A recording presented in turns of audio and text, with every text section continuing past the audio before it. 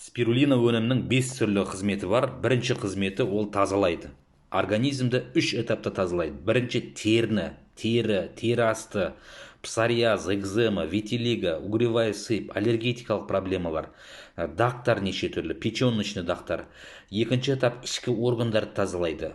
Кишечник, ашшек, тоқшек, тікшек, мынау асқазан асты безі, асқазан, панкреатит, бауыр, бүйрек, асқазан жолдары, ас қорыту жүйесінің проблемаларын, өт жолдарын восстановление болады. Лимфатикалық системалар тазалайды.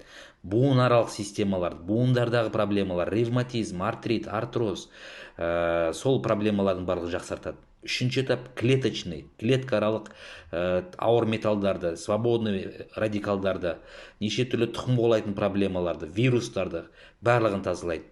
Және де екінші этап толық питание, яғни бүкіл 50-ден астам микро-макроэлемент бар. Кальций, магний, селен, железо, 28 аминокислоттың 20-сы осында. Яғни 1 килограммдық қара икраның құндылығы осы бір банка спирулиннің өзі асып кетеді. Және де 15-тен астам витаминдер, витамин К, витамин В группасының бүкіл составы, А витамины, С витамины, және де басқа витаминдер құндылықтары бар. Омега-3, 6, 9, және де ферменттер, пищевые волокна, ағзаға қажетті 70-80% құрылыс материалдар осы спирулиннің ішінен табылады.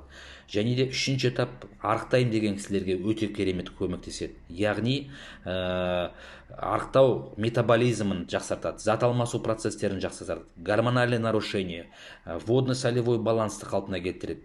Арықтай алмай жүрген, физикалық нагрузкеде жүрген, тренажерға баратын спортсмендерге өте керемет восстановление болады. Яғни 90% белоктың сіңуін жақсартады.